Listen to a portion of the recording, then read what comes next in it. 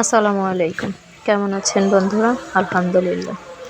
আজকে হঠাৎ করে ছেলে বায়না ধরলো মুরগির রোস্ট খাবে, তাই এটাকে লবণ দিয়ে সুন্দর করে মাখিয়ে ঢেকে রাখলাম। 10 মিনিট পরে এটাকে ফ্রাই প্যানে সরিষার তেল দিয়ে সুন্দর করে ভেজে নিলাম।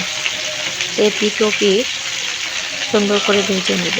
একদম কড়া করে ভাজা যাবে না, তাহলে মাংসটা সিদ্ধ কম হবে, তাই হালকা করে ভেজে নিলাম। দেখেন আমার ভাজা হয়ে গেছে।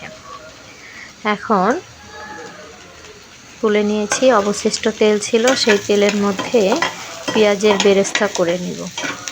সুন্দর করে বেরেস্তা করা শেষ হলে এখন আবার এক্সট্রা পেঁয়াজ দিয়েছি, তাতে দিয়ে দিয়েছি 3টা লবঙ্গ, একটু এলাচ, দারচিনি আর তেজপাতা দিয়ে সুন্দর করে এটাকে একটু ভেজে নিব যেন এর কাঁচা স্মেল না থাকে।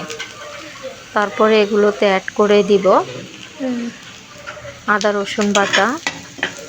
দেখেন একটু ভাজা হয়ে গেছে, এটাতে অ্যাড করব কাজু বাদাম বাটা, আর দিয়ে দিব আদা রসুন বাটা। দইকে ফেটিয়ে নিয়েছিলাম, 2 চামচ দিয়েছি আমি, যে যেমন আমি 4 পিস করেছি তাই 2 চামচ দিয়েছি। অ্যাড করে দিলাম আদা রসুন বাটা।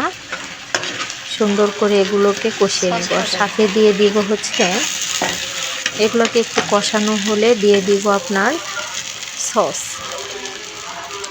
একটু সসও অ্যাড করে নেবেন, তাহলে স্বাদটা আর একটু বেড়ে যাবে। সসটা অ্যাড করা হয়ে গেলে এটাকে সুন্দর করে নেড়ে নেড়ে কষিয়ে নেবেন। মনে রাখবেন, রোস্টের মশলা যত কষানো হবে তত সুন্দর হবে। কষানোর পরে আমি দিয়ে দিলাম রাঁধুনি রোস্টের মশলা। রাঁধুনি রোস্টের মশলা দিয়ে সুন্দর করে আরও কিছুক্ষণ কষিয়ে নেব এটাকে। মাশাআল্লাহ, চুলাকে হাই দিবেন না, মিডিয়াম লোতে রেখে কষিয়ে নেব। তারপরে আমি এতে অ্যাড করে দেব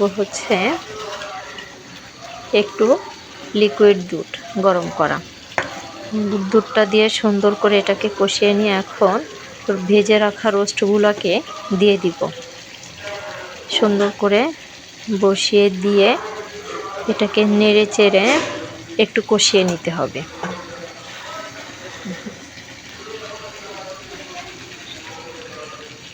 অবশ্যই একবার রান্না করে খেয়ে দেখবেন, অনেক মজার।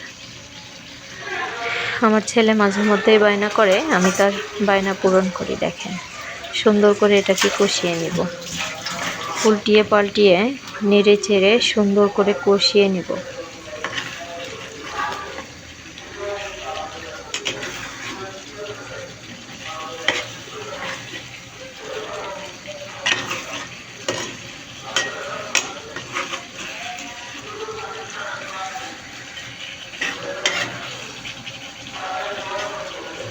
অনেক সুন্দর করে এটাকে আস্তে আস্তে করে উল্টাতে হবে, বেশি জোরে করলে ভেঙে যাবে। আমার ফ্রাই প্যানটা পিচগুলো বড় হয়েছে, জায়গাটা একটু ছোট হয়েছে, তাই। এখন কষিয়ে নেওয়ার পরে অ্যাড করে দিলাম গরম পানি। তারপরে এটাকে সুন্দর করে নাড়াচাড়া করে ঢেকে দেব 10 মিনিটের জন্য। 10 থেকে 15 মিনিটের জন্য ঢেকে দিতে হবে, যেন মাংসটা সুন্দরভাবে সিদ্ধ হয়ে যায়। দেখেন আমার সিদ্ধ হওয়ার পরে মাশাআল্লাহ ফাইনালি লুক চলে এসেছে, অনেক সুন্দর। আমি এখন একটু ঘি অ্যাড করে দিলাম। সুন্দর করে এটাতে একটু ঘি অ্যাড করে দিবেন, তাহলে ঘ্রাণটা অনেক সুন্দর আসবে।